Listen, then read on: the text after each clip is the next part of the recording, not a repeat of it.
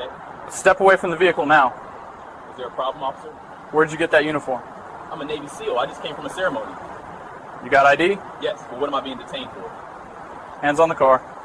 Don't argue. Deputy Sheriff Travis Holbrook had been with the San Bernardino County Sheriff's Department for 9 years when he responded to a call that would destroy his life and send him to federal prison for 58 years. He was 34 years old, experienced enough to know better, confident enough to believe his judgment was infallible.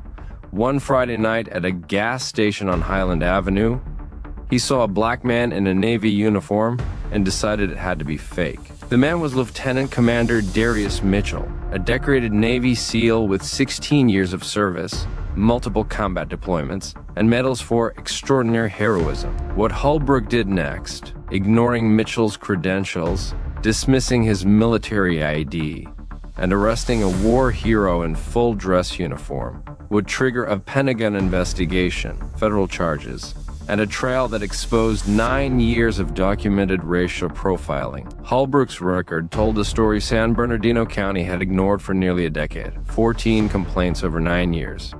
14. Every single one involved people of color. Every single one followed the same pattern. A black family barbecuing in Glen Helen Regional Park. Holbrook demanded permits, threatened citations when they questioned his authority. A Hispanic teenager skateboarding near Victoria Gardens Mall, detained for 40 minutes, backpack searched without consent. An Asian businessman photographing architecture downtown, questioned about terrorism surveillance. A black college student driving through Rancho Cucamonga pulled over for driving suspiciously. Car searched, no contraband found. The complaints were documented. The pattern was obvious. But San Bernardino County treated each incident in isolation, never connecting them into what they clearly formed. A deputy who saw people of color in spaces where his biased mind said they didn't belong. Supervisors noted in his evaluations that Holbrook was results-oriented but sometimes overzealous in community interactions, that he could benefit from additional de-escalation training, that he should work on cultural sensitivity, but those notes never became consequences. 3 complaints resulted in written reprimands filed away and forgotten. 4 triggered mandatory retraining sessions Holbrook attended but never internalized. 7 were closed with insufficient evidence despite witness statements. 0 resulted in suspension, demotion, or termination. So Holbrook kept patrolling, kept stopping, kept assuming, and San Bernardino County kept ignoring the pattern until the night Holbrook targeted someone who couldn't be dismissed, someone whose credentials came with Pentagon backing, someone whose arrest would finally force accountability. Lieutenant Commander Darius Mitchell was 38 years old when Deputy Holbrook decided his Navy uniform must be fake. Mitchell had been a Navy SEAL for 16 years. 16 years of service most people can't comprehend. He joined the Navy at 22, desperate to escape San Bernardino's cycle of poverty and violence that had claimed 3 of his high school friends. Basic training at Great Lakes, then BUD/S basic underwater demolition, SEAL training, where 80% of candidates quit. Mitchell didn't quit. 6 months of hell, cold water immersions, endless physical torture, sleep deprivation designed to break you. He graduated, earned his trident. The gold pin SEALs wear with pride. Then the real work began. First deployment to Iraq in 2009. Ramani.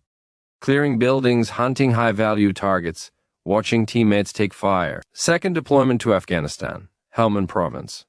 8 months in the mountains. Ambushes, IEDs, missions classified even now. Third deployment back to Iraq, Mosul, the fight against ISIS. Operations so intense Mitchell still had nightmares. Syria, Yemen, Somalia, places the American public never heard about, missions that never made the news. In 2016, during an operation in northern Iraq, Mitchell's team was ambushed. 8 SEALs pinned down by heavy machine gun fire, RPGs exploding, teammates wounded. Mitchell, already hit by shrapnel, his leg bleeding, ran into the kill zone 3 times, dragging wounded operators to safety. He held a position alone for 12 minutes while the team evacuated, taking fire from 3 directions, returning fire until his ammunition ran out. All 8 teammates survived. Mitchell earned the Navy Cross, the second highest military decoration for valor, just below the Medal of Honor. The citation described extraordinary heroism under fire and complete disregard for personal safety. He also earned the Purple Heart for his wounds and the Bronze Star with Vice for valor in a separate operation. His chest held ribbons most civilians wouldn't recognize, but every service member respected. Combat Action Ribbon, Iraq Campaign Medal with 4 stars, Afghanistan Campaign Medal, NATO Medal, ribbons representing years of sacrifice. That Friday night in October, Mitchell was driving through San Bernardino in his Navy service dress, blue uniform, the formal military attire worn for ceremonies and official functions. He'd just come from Naval Base San Diego, a memorial service for a fallen teammate, a brother killed in a training accident. The service had been emotional, exhausting, a reminder how many friends Mitchell had buried. He was driving to his mother's house to surprise her. Hadn't seen her in 8 months. Couldn't tell her where he'd been. Classified deployment. Dangerous work. He just wanted to hug her, sleep in his childhood bed, pretend for a weekend that the world wasn't burning. At 10:47 p.m., his fuel light came on. He pulled into the Chevron station on Highland Avenue. The Chevron station on Highland Avenue sits at the intersection where San Bernardino's working-class neighborhoods meet the slightly more affluent areas to the north. It's the kind of 24-hour station that serves late-night shift workers, long-haul truckers, and people just passing through. Bright fluorescent lights, 8 pumps. Small convenience store with bulletproof glass at the counter. On a Friday night in October, the station was quiet. Just a few cars, people minding their own business, getting gas, and leaving. At 10:47 p.m., Lieutenant Commander Darius Mitchell pulled his silver Honda Accord into pump number 5. He stepped out, still in his Navy service dress, blue uniform. The uniform is unmistakable. Dark navy blue jacket with gold buttons, white shirt underneath, black tie, and matching navy trousers.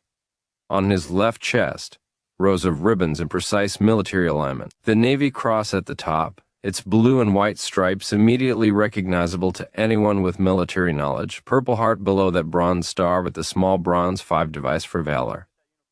Campaign medals, service ribbons, each one telling a story of deployment, sacrifice, combat. On his right chest, his gold seal trident, the eagle clutching an anchor, trident and pistol, the pin every SEAL earns after years of training. His shoulder board showed 2.5 gold stripes, the rank insignia of a lieutenant commander, 04, equivalent to an Army major.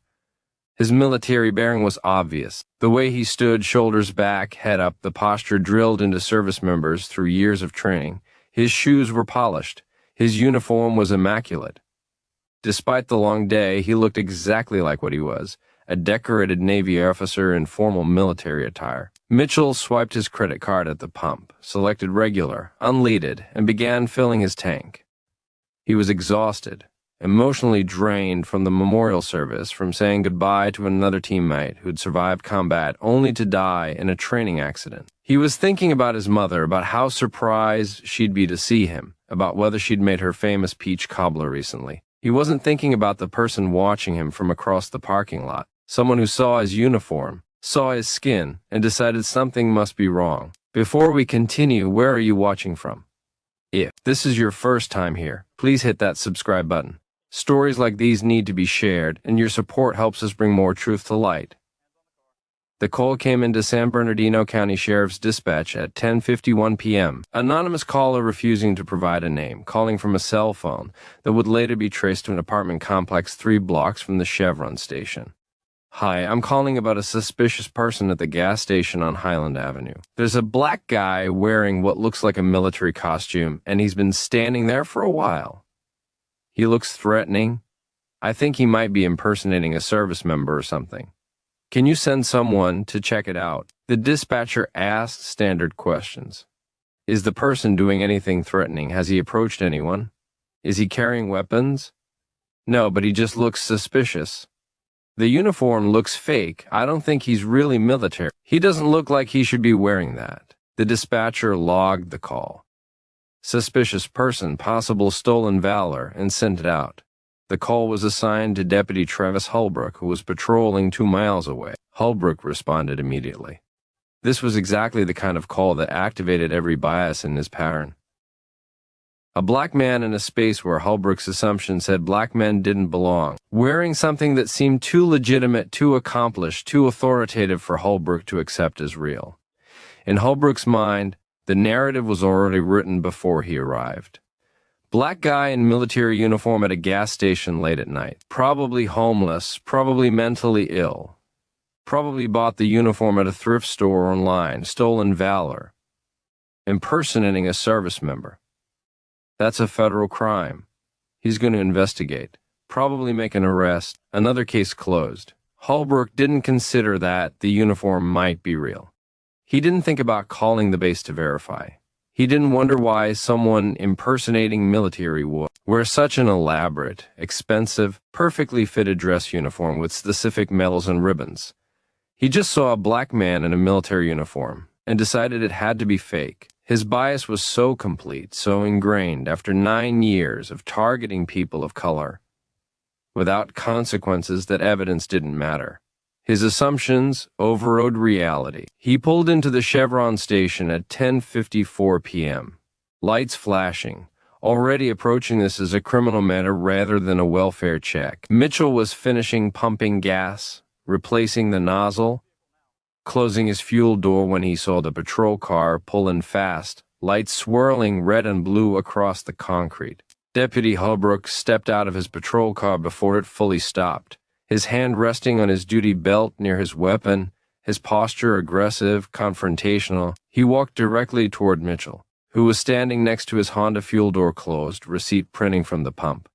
Mitchell turned and saw the deputy approaching fast, lights still flashing, and his stomach dropped. He'd been here before, not exactly this situation, but close enough. He knew what was happening. Step away from the vehicle, hands where I can see them now. Mitchell raised his hands slowly, palms out, visible, non-threatening. His voice was calm, controlled, the tone of someone trained to de-escalate tense situations. Officer, I'm just getting gas. Is there a problem? Holbrook stopped 3 feet away, his eyes scanning Mitchell up and down, taking in the uniform, the medals, the insignia, and seeing none of it as real. Military costume isn't funny. You need to take it off right now. Mitchell's heart sank. He'd served 16 years, deployed to combat zones most Americans couldn't find on a map, earned medals for valor under fire, and he was being told his uniform was a costume. He recognized the tone, the assumption, the accusation. This wasn't about the uniform. This was about his skin. Officer, this isn't a costume. I'm an active duty Navy SEAL. I just came from a memorial service at Naval Base San Diego. I'm on my way to visit my mother. Holbrook's expression didn't change. Sure you are. Stolen valor is a federal crime. You're impersonating a military officer. Mitchell felt anger rising but kept his voice steady. 16 years of training, of staying calm under pressure, of controlling his reactions when lives depended on it. Sir, I'm not impersonating anyone. This is my uniform. I earned it. I can show you my military ID, my orders, anything you need to verify. I don't need to verify anything. I can see what's happening here. Holbrook stepped closer, his voice harder. You bought that uniform, put on some fake medals, and now you're walking around pretending to be something you're not. It's disrespectful to real service members. Mitchell's jaw tightened. He'd lost friends in Iraq and Afghanistan. He'd held dying teammates. He'd been wounded saving others. And this deputy was telling him he was disrespecting service members. Other customers at the gas station were starting to notice. A man at Pump 3 slowed down, watching. A woman inside the convenience store pressed her face against the glass. Should officers verify military credentials before accusing service members? Drop your answer below. Mitchell reached slowly into his jacket pocket, moving deliberately so Holbrook wouldn't misinterpret the action. Officer, I'm reaching for my military ID. It's in my inside pocket. I'm going to show you my credentials. Keep your hands where I can see them. Holbrook's hand moved closer to his weapon. Mitchell froze, then moved even slower, pulling out his military ID card, the common access card that every service member carries. He held it out. This is my military ID. Lieutenant Commander Darius Mitchell, United States Navy. My duty ID number is right here. You can call Naval Base San Diego. You can call NCIs. You can verify everything. Holbrook took the card, glanced at it for maybe 3 seconds, and handed it back. Anyone can print a fake ID. They sell them online for $20. Mitchell stared at him. The ID had holograms, security features, an embedded chip, the Department of Defense seal. It was as official as an ID could be. This isn't fake. Look at the security features. Look at the hologram. This is a military common access card. It's impossible to fake convincingly. Looks fake to me. Mitchell pointed to his chest to the rows of ribbons precisely aligned. These ribbons, these medals, they're in the correct order according to military regulations. The Navy Cross, Purple Heart, Bronze Star with 5 device. These represent specific awards. You can verify at every one of them. Anyone can buy fake medals online. I've seen it before. Holbrook's voice was flat, dismissive. Mitchell's patience was wearing thin, but he kept trying. Sir, I'm asking you to make one phone call. Call the Naval Special Warfare Command Duty Officer. Call NCIs. They can confirm my identity in 5 minutes. I'm not asking you to take my word. I'm asking you to verify through official channels. I don't need to call anyone. I can tell what's real and what's fake. This was the moment where bias became impenetrable. Holbrook had decided before he arrived that Mitchell was impersonating a service member. Every piece of evidence after that, the ID, the uniform, the medals, the calm demeanor, was filtered through that initial assumption. He wasn't looking at a Navy SEAL. He was looking at a criminal trying to deceive him. The gas station security cameras were recording everything from 2 angles, one mounted above the pumps, one above the convenience store entrance. The footage would later show Mitchell standing calmly, hands visible, speaking in controlled tones. It would show Holbrook aggressive, dismissive, refusing to examine the evidence. Other customers were pulling out their phones now. A man at Pump 7 had his camera up recording. The woman in the store was filming through the glass. Everyone could see what was happening. Black man in military uniform being accused of impersonating a service member despite showing credentials. Mitchell tried one more time. Officer Holbrook, reading the nameplate, I'm Lieutenant Commander Darius Mitchell. I've served 16 years in the Navy, 12 as a SEAL. I have my military ID, my orders in my car, my leave papers. I'm asking you to verify my credentials before this goes any further. Holbrook's voice turned hard, commanding, take off that uniform right now. You're not authorized to wear it. Remove it immediately. Mitchell stared at him, processing what was being demanded. Strip out of his dress uniform at a gas station under fluorescent lights with strangers watching. Remove the uniform he'd earned through blood and sacrifice. I'm not stripping out of my dress uniform at a gas station, sir. This is my uniform. I'm authorized to wear it. I'm an active duty officer. That's a direct order. Remove the uniform or I'll remove it for you. Mitchell's voice remained controlled, but the edge was unmistakable. Officer, what you're demanding is unreasonable and unlawful. I'm not removing my uniform. I've shown you my credentials. I've asked you to verify my identity. You're refusing to do basic due diligence. Holbrook reached for his radio. Dispatch, this is 3 Adam 12. I need backup at the Chevron station on Highland. Suspect is belligerent, refusing lawful orders. Possible stolen valor situation. Mitchell's hands were still raised, visible, non-threatening. His voice carried across the parking lot, clear enough for the recording phones to capture, I am not belligerent. I am not refusing lawful orders. I am a lieutenant commander in the United States Navy, and I'm being unlawfully detained. Holbrook stepped closer, invading Mitchell's space. You're impersonating a military officer? That's a federal crime under the Stolen Valor Act. You're under arrest. The irony was staggering. Holbrook was accusing Mitchell of stolen valor while about to commit deprivation of rights under color of law, false imprisonment, assault on a military service member, multiple federal felonies that would send Holbrook to prison for decades. But Holbrook couldn't see it. His bias was complete. Mitchell took a slow breath, the kind he'd learned in combat when staying calm meant survival. Sir, I've served this country for 16 years. I've deployed to Iraq, Afghanistan, Syria. I've been wounded in combat. I've saved lives. I've earned every ribbon on this uniform. I'm not a criminal. I'm asking you one more time to verify my credentials before you make a mistake that destroys your career. Your career's over, buddy. You're going to jail. Two more patrol cars pulled into the station. Lights flashing, sirens winding down. Deputy Maria Santos and Deputy Jeff Coleman stepped out, assessing the situation. A black man in military uniform, hands raised, calm demeanor. Their colleague aggressive, confrontational. Santos exchanged a glance with Coleman. This didn't look right. Santos approached first. Holbrook, what's the situation? Stolen valor. Subject is impersonating a naval officer. Refuses to remove the fake uniform. Refuses lawful orders. Santos looked at Mitchell, at the uniform, at the rows of medals that looked expensive, official, precisely arranged. Sir, can you identify yourself? Mitchell's voice was steady, professional. I'm Lieutenant Commander Darius Mitchell, United States Navy SEALs.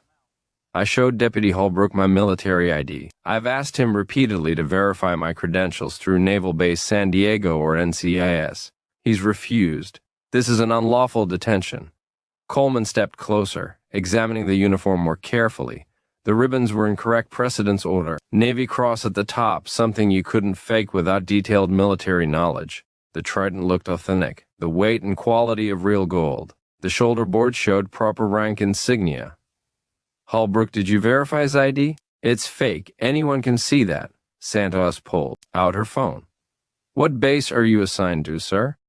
Naval Amphibious Base Coronado, SEAL Team 3. My commanding officer is Captain Raymond Torres. The duty officer tonight should be Lieutenant Hayes. You can call the quarterdeck. They'll confirm my identity in 2 minutes. Santos started to dial. Holbrook grabbed her arm. We don't need to call. I'm telling you it's fake. Santos pulled her arm away, her expression hardening. Holbrook, if there's any chance he's legitimate, we verify. That's basic procedure. He's not legitimate. He's black. Look at him. You really think he's a Navy SEAL?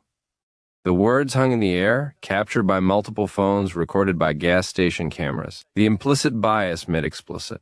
Santos and Coleman both recoiled. Mitchell closed his eyes briefly. There it was. The truth Holbrook had been dancing around finally said out loud. Coleman's voice dropped low. Holbrook, what did you just say? But Holbrook was committed now. Too deep to back out. I'm arresting him. Subject, turn around, hands behind your back.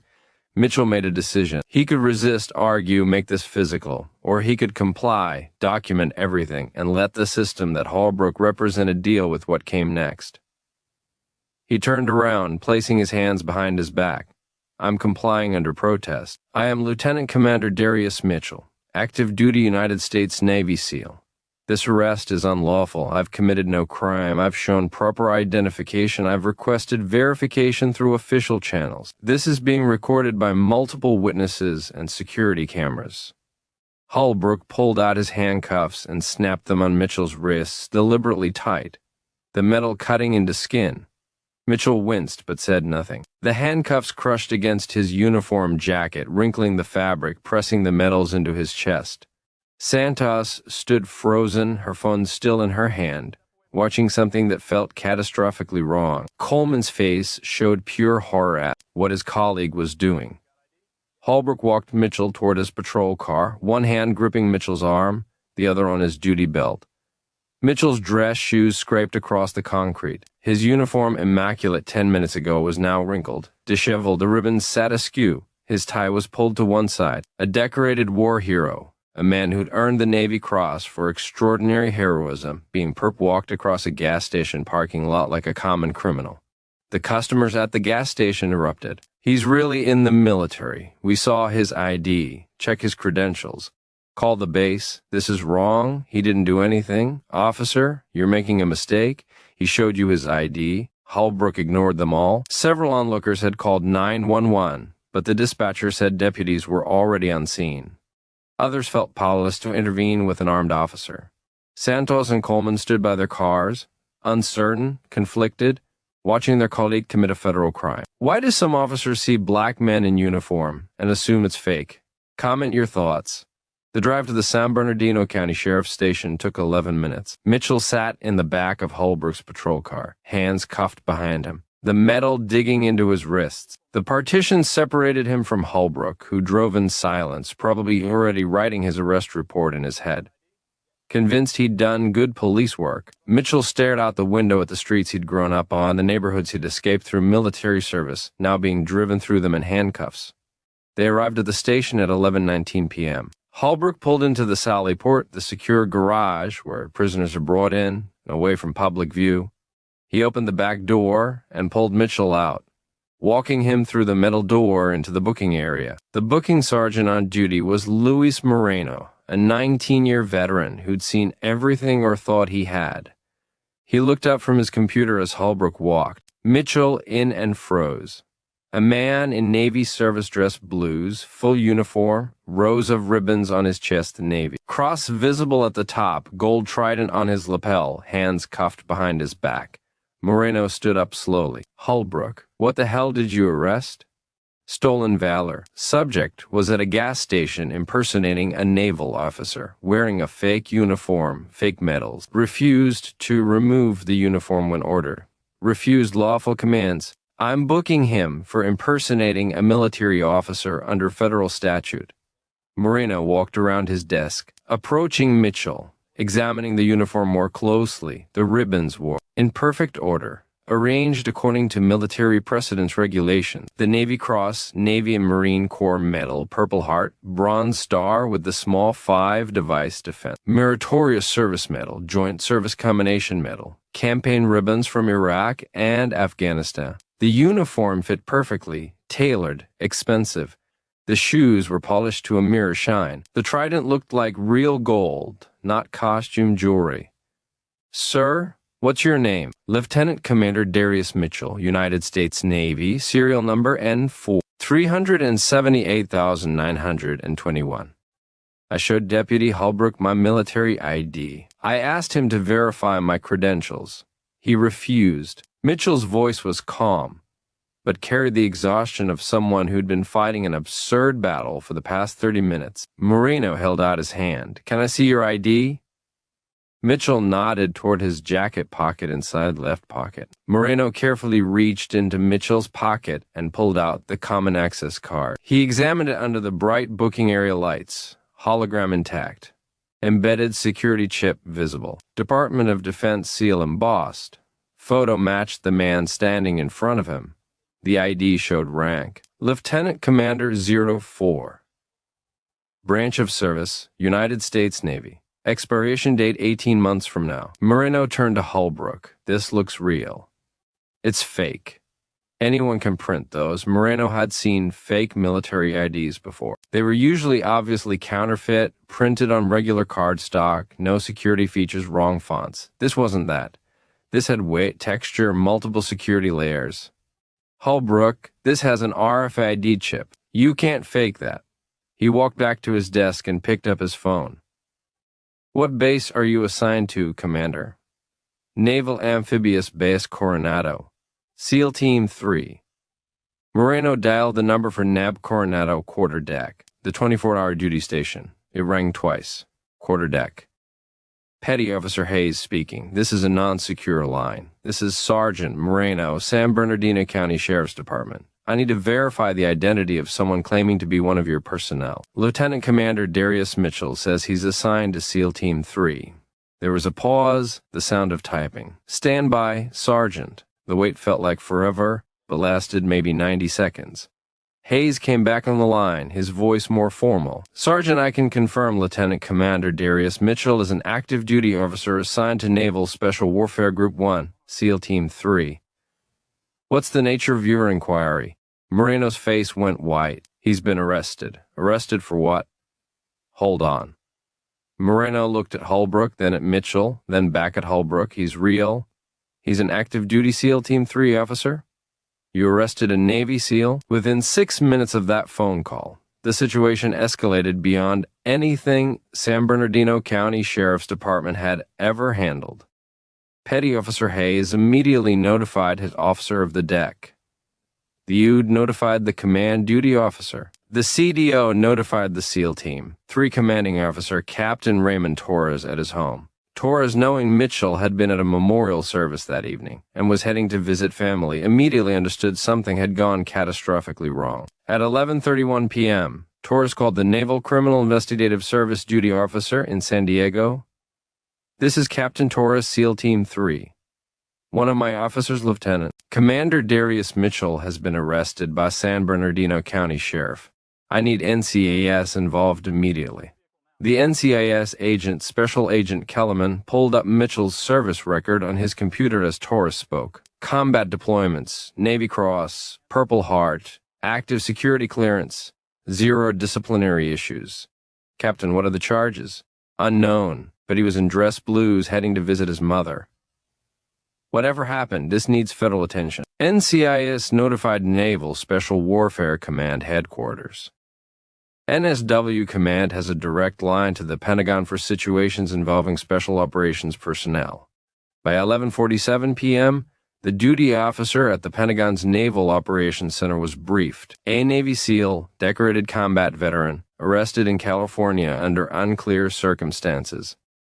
This wasn't a local matter anymore. At 12:30 a.m., Navy JAG Judge Advocate General's Corps attorneys at Naval Base San Diego were activated. 2 senior military lawyers began preparing to drive to San Bernardino. Pentagon public affairs officers were notified, preparing for what could become a national story. At 12:15 a.m., Captain Torres personally called Sheriff Robert Deckard at home. Decker, roused from sleep, listened as Torres explained with barely controlled anger that one of his officers, a decorated SEAL with 16 years of exemplary service, had been arrested at a gas station for wearing his uniform. Sheriff Lieutenant Commander Mitchell holds a top-secret, sensitive, compartmented information clearance. He's been on classified deployments. He's earned the Navy Cross for extraordinary heroism, and one of your deputies arrested him for stolen valor. I have Navy JAG en route. I have NCIS involved. And I'm about to notify the Secretary of the Navy that one of my SEALs was arrested for being black in uniform. Decker's blood went cold. He immediately called the station, demanded the watch commander brief him. The watch commander pulled the booking information, saw Mitchell's name, saw the charges, saw that Sergeant Moreno had already verified Mitchell's military status. Decker arrived at the station by 12:40 a.m., still in civilian clothes, his face showing the horror of someone who just realized his department had committed an unthinkable error. He walked into the booking area where Mitchell still stood, hands now uncuffed, uniform wrinkled, but dignity intact. Commander Mitchell, I'm Sheriff Decker. I cannot adequately apologize for what's happened. You're being released immediately. All charges are dropped. Mitchell's voice was quiet, controlled. Sheriff, your deputy arrested a decorated military officer at a gas station for wearing his uniform. He refused to verify my credentials. He demanded I strip out of my dress blues in public. He handcuffed me in front of witnesses. This isn't something an apology fixes. Decker nodded, his face pale. I understand, sir. We'll conduct a full investigation. The Pentagon is already conducting their investigation. Sheriff, this is out of your hands now. While Mitchell stood in the booking area waiting for the sheriff to process his release, his complete service record was being pulled up on computer screens from San Diego to Washington, D.C. Every deployment, every mission, every award, and every evaluation was being reviewed by Navy leadership, NCIS investigators, Pentagon officials, and within hours, the U.S. Attorney's Office. The record painted a picture that made Holbrook's arrest not just wrong, but obscene. Darius Mitchell had enlisted in the Navy at 22 years old, scored high enough on the ASVAB to qualify for any rating, chose to attempt BUDS training. He'd survived Hell Week, the infamous 5.5 days of continuous training with maximum 4 hours of sleep total. He'd survived the pool competency tests where instructors tried to drown you to test your calm under pressure. He'd survived the cold, the pain, the instructors designed to break you. 78% of his class quit. Mitchell graduated, earned his Trident, became a Navy SEAL. First deployment came in 2009. Iraq, Romani, and Fallujah clearing buildings, hunting high-value targets, combat operations that lasted months. Second deployment, Afghanistan, Helmand Province, 2011. Hunting Taliban commanders in the mountains. 8 months of firefights and IED threats. Third deployment back to Iraq in 2014. Mosul fighting ISIS operations so intense the casualty rate for his platoon was 40%. Fourth deployment Syria, 2016 classified operations against ISIS leadership. Fifth deployment, Yemen 2018. counterterrorism missions the American public never heard about. 6th deployment back to Afghanistan 2019, training Afghan special forces while conducting direct action missions. 6 combat deployments over 12 years as a SEAL. Most Americans serve one deployment their entire career. Mitchell had 6. In 2016, during an operation outside Mosul, Mitchell's 8-man SEAL team was ambushed while securing a compound. Heavy machine gun fire from 3 directions, RPGs exploding, walls collapsing. 2 teammates were hit immediately, wounded, unable to move. Mitchell, already hit by shrapnel in his left leg, bleeding, his uniform soaked with blood, ran into the kill zone. He dragged the first wounded SEAL to cover 40 yards under continuous fire, ran back into the kill zone for the second. Then a third teammate was hit. Mitchell went back again. He held a defensive position alone for 12 minutes while the team called for air support and evacuated the wounded. He fired his M4 until the